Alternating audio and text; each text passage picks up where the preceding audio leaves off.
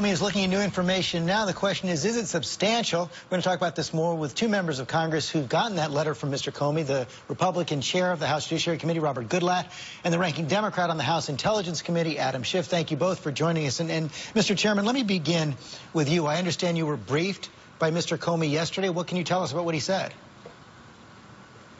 Yes, John Conyers, the ranking member of the Judiciary Committee, and I both had the opportunity to speak to Director Comey yesterday. We both encouraged him to make sure that the American people have as much information as possible before they have to make a decision on November 8th.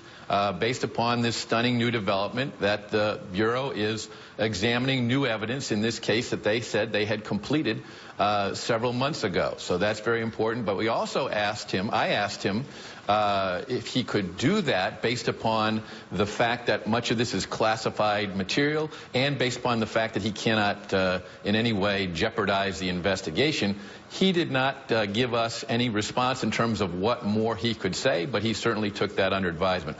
I also asked him what the status was of the referral that I made along with Chairman Jason Chaffetz of the Oversight Committee of potential impeachment, potential perjury charges to be brought with regard to Mrs. Clinton, and he deferred to the Justice Department itself. He did not answer that question as well. But when people talk about protocol, we haven't heard from the Justice Department about that in 3.5 months since that letter was sent. I want to get to Congressman Schiff, but let me follow up with one thing there. You mentioned classified information. How do you or Mr. Comey know that there's classified information involved here if you haven't seen the emails?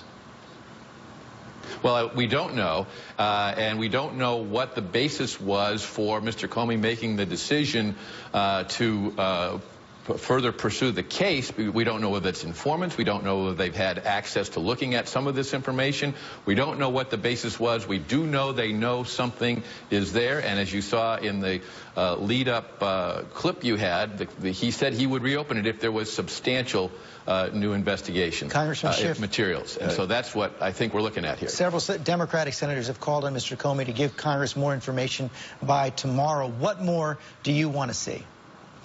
Well, it's very hard to say, George. And at the outset, I think this was a terrible error in judgment by the director to release this kind of ambiguous letter. These may be pertinent, they may be significant, they may not be significant, they may not be pertinent. That kind of an ambiguity bomb this close to election was a terrible lapse in judgment. The DOJ policies against making a statement about a pending or closed case, and certainly not doing it in the days leading up to an investigation, is there for a reason. It's designed to ensure fairness. It's also designed to ensure that the FBI is not put in a position of appearing to put its hand on the political scales. And this may or may not have been in the director's interest, but it clearly wasn't in the public interest. What is the public to make of this letter, and how is the secretary to defend against this kind of innuendo? So I think it was a terrible mistake. I do think the director ought to do his best to clean it up. How? But it's hard. Well, that's the thing. It's hard to see how he can. These are emails he hasn't even seen. We don't know when he'll have the opportunity to see them. But I would think if the director can't clean this up, if there isn't sufficient information he can give, I think he needs to level the American people and acknowledge he's made a serious mistake. And there's nothing he has seen that should alter the core conclusion he reached earlier, that there is no reasonable prosecutor that moved forward here. Because the reality is, in the absence of knowing what the emails say, in the absence of knowing whether they're significant, he shouldn't be casting doubt or innuendo in this kind of way that doesn't put the secretary in a position where she could even defend against this kind of ambiguity. Chairman Goodlatte, did Mr. Comey tell you he would be coming forward with more information?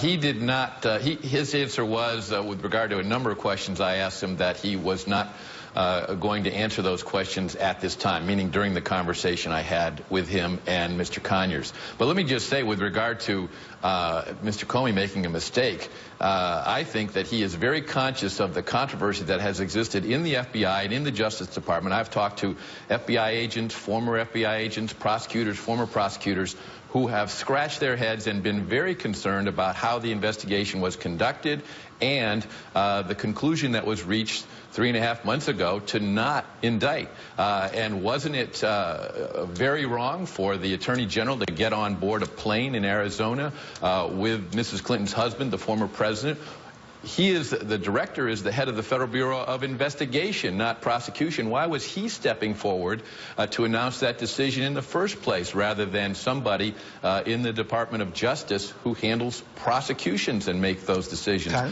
Why was 5 of her aides given immunity from prosecution? Why was a part of the immunity agreement to destroy laptops that contained this information after they looked at it? Why were those people allowed into the room with Mrs. Clinton when she was interviewed by the FBI? There are many, many questions, and I think the director is very conscious of this, and he feels, I think, in a very difficult situation, but one in which he thinks that given the fact that Mrs. Clinton has been traveling around the country for 3.5 months saying that the FBI has cleared her of wrongdoing, that when there is new and I believe substantial information available, well, Congressman, why wouldn't he tell the American people that this is still under investigation? He did make that conclusion. Congressman Schiff, you get the last word.